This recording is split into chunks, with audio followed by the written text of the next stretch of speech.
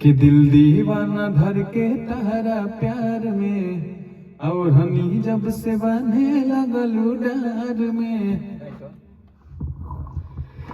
दिल दीवाना धड़के जब से प्यार में, ओढ़नी जब से बने लगल डार में। दुनिया भुला दूंगा तेरी चाहत में, ओ दुश्मन जमाना मुझे ना भुलाना, मैं खुद को मिटा दूंगा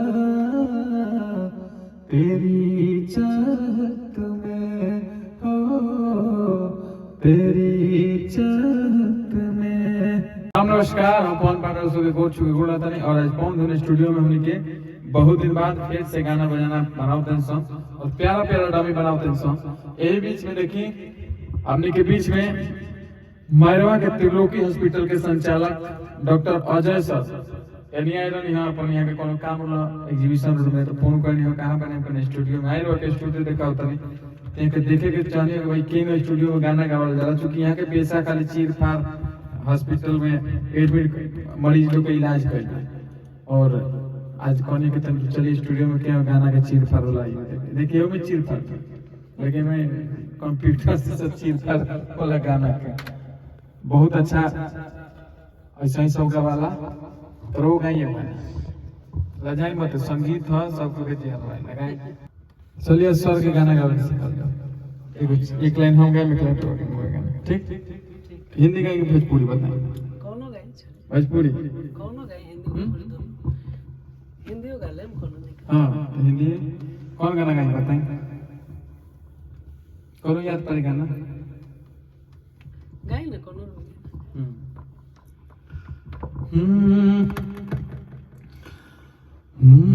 मेरा दिल भी कितना पागल है, ये प्यार जो तुमसे करता है।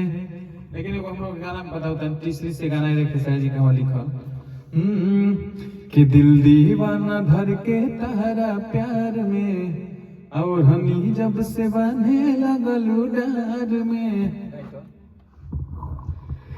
दिल दीवाना धड़के जब से प्यार में, ओढ़नी जब से बने लगल डार में। वाह वाह बहुत बढ़िया था गावतन में।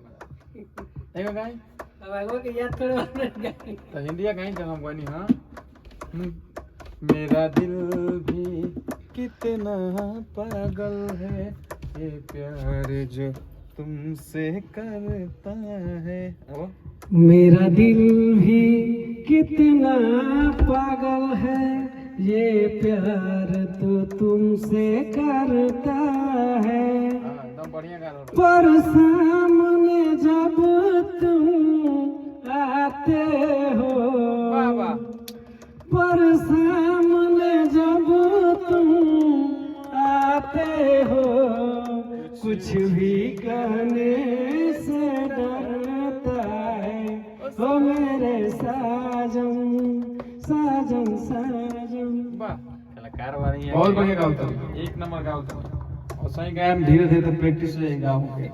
ऑपरेशन का प्रैक्टिस है भाई, वही गाँव का प्रैक्टिस है। आई लास्ट में गाना गाता नहीं ओकरा बाद हमने के वीडियो को बंद कर लिया। अभी पवन धुन स्टूडियो पे से हमने के देखा था नहीं वीडियो, अभी लगातार में वीडियो चल रहा है, बस सबके प्यार दुआ आशीर्वाद मिल रहा है। लगन खत्म हो गया लेकिन एक लगन के गाना गा देते हैं।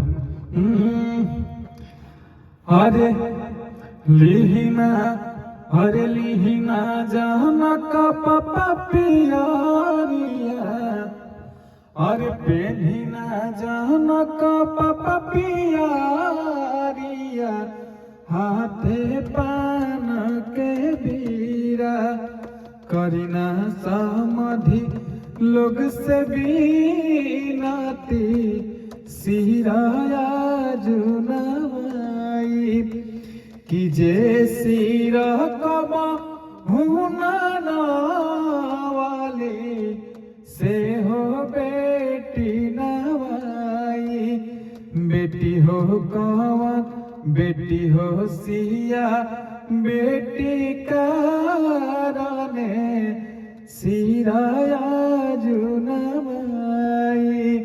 चलिए सही से याद रहे, आशीर्वाद बढ़ाई और वीडियो कैसा लगल तो जरूर अवश्य बताएं और डॉक्टर सर के आवाज कैसा लगल कमेंट करके जरूर बताएं। जितना अच्छा है कि डॉक्टर है उतना ही अच्छा गाँव की बनी। खुशी की बात बा कि हम पवन भैया के यहाँ आयल बने आज और बहुत बहुत धन्यवाद कि यहाँ के इतना मौका देने गाना गाओ के।